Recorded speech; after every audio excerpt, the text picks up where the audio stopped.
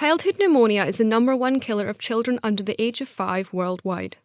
The disease is a particular challenge for those living in developing countries, where there is a lack of clinical expertise and appropriate equipment to diagnose the disease. Adopting a technique called machine learning, scientists at Oxford University have taken clinical data from children with pneumonia to teach a machine to identify critical symptoms and diagnose future cases. This machine can be something as easily distributed as a mobile phone, giving those who don't have easy access to doctors a simple way to assess a child's condition. I'm Claire Armstrong, and I spoke to Elena Nazanova to hear how. Really, our focus and determination is to use the power of machine learning combined with the prolific use of mobile phones to automate the diagnosis and make high-quality diagnosis available through basically trained community healthcare workers in a lot of places around the world.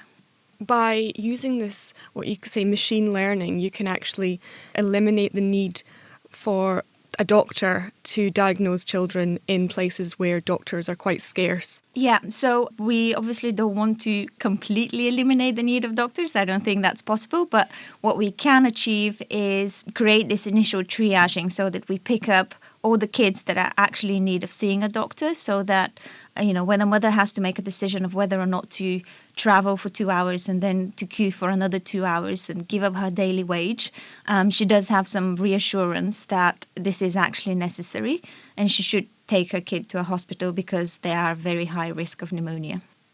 You mentioned that you used machine learning. What is machine learning?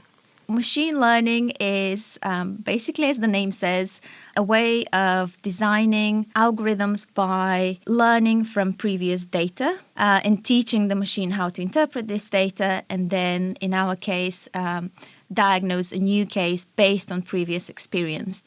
It's effectively very similar to writing a set of rules for the machine to interpret, and wide number of techniques that we can use to really teach the machine what to do in certain scenarios.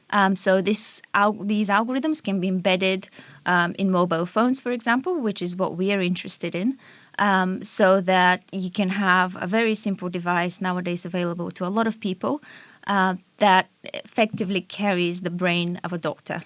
And how did you gather your data? So for this preliminary study, we relied on a clinical study that was already conducted by a team at Oxford, and they worked with more than 1,000 kids in Africa. So in the next few months, we'll be running a study in India, which will be more focused on the usability.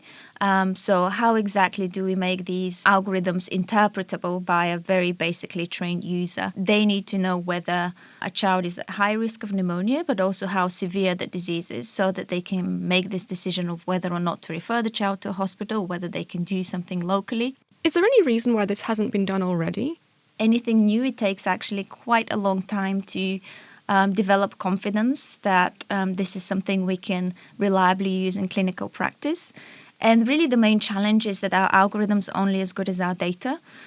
So for us to have this confidence, we do require a huge amount of data, which takes a lot of resources and time to collect. Is this something that you would maybe continue to develop the algorithm as you get more data? You can feed it into the system and the system can sort of keep learning as it goes along? Absolutely, yes.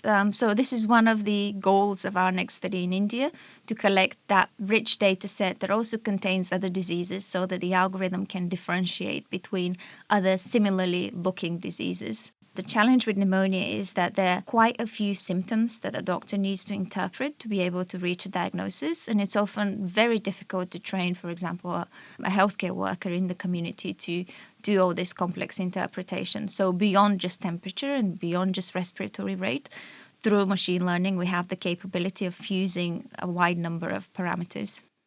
Elena Nazanova from the University of Oxford, and the study was published in the Journal of the Royal Society Interface.